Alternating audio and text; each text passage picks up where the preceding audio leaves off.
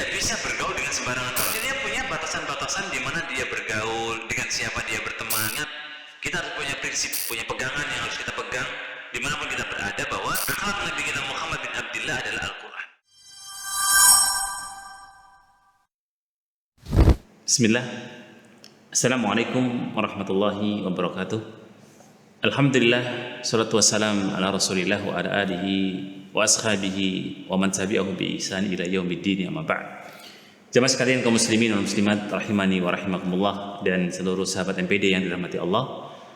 Alhamdulillah kita bisa melanjutkan kembali dan menyambung kembali liqa kita, madrasah kita, di mana dalam kajian adab masih dalam tema bagaimana seorang ulama memiliki adab terhadap dirinya sendiri, ya.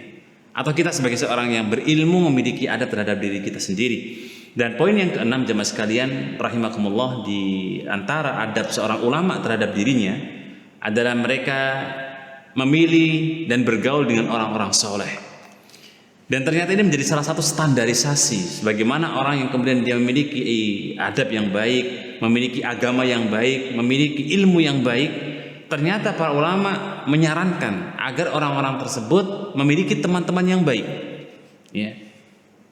Apa alasannya? Kalau kita menukil dalam sebuah riwayat di mana para ulama-ulama kita dulu dalam periwayatan hadis itu mereka tidak bisa bergaul dengan sembarangan orang, ya. Ya memang berat sebagai orang yang alim, orang yang ulama, ketika kemudian dia sudah melekat dalam dirinya sebagai, katakanlah mungkin hari ini kita nyebutnya dia ustadz, dia kiai, dia ulama. Harusnya dia punya batasan-batasan di mana dia bergaul, dengan siapa dia berteman.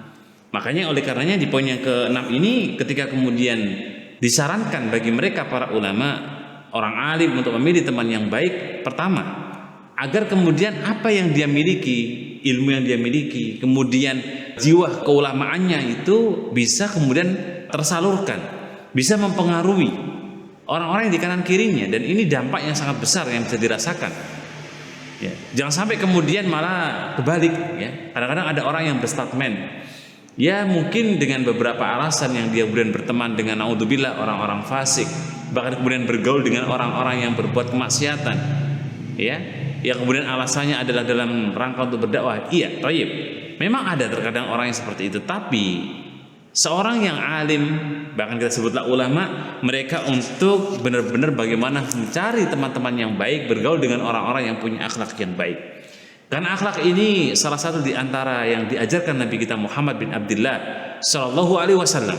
Ya, pernah suatu ketika ada seorang yang datang kepada beliau, dan kebetulan Nabi kita sedang tidak di rumah, ya. Orang dari Najd datang kepada beliau sallallahu alaihi wasallam, ternyata tidak menjumpai Nabi sallallahu alaihi wasallam. Nah, disitulah yang menarik ketika kemudian Nabi kita, ya, tidak ada dan bertemu dengan Aisyah, bertanya dalam sebuah bab masalah akhlak.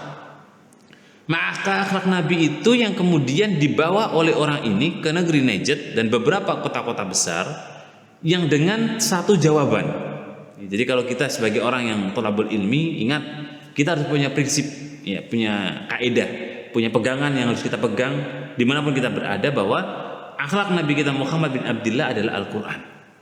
Maka dari sinilah bagaimana kita ini kemudian bisa memiliki Al-Quran, bukan cuma menghafalnya, tetapi kita benar-benar kemudian mengamalkan isi Al-Quran, dan itu sudah bagian daripada akhlak.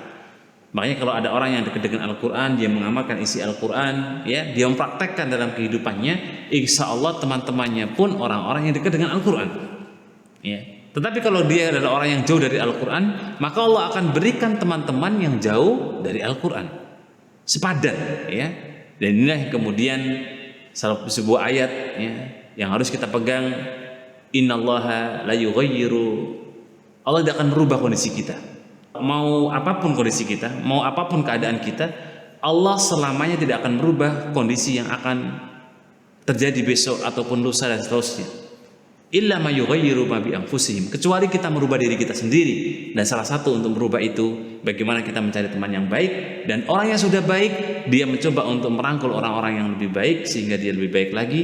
Dan itulah adab yang dimiliki oleh para ulama, adab yang dimiliki oleh orang-orang alim, adab yang dimiliki oleh orang-orang yang berilmu. Dia mencari komunitas yang baik dalam rangka untuk menguatkan hatinya dan menyebarkan kebaikan dalam dirinya. Wallahu a'lam bishawab.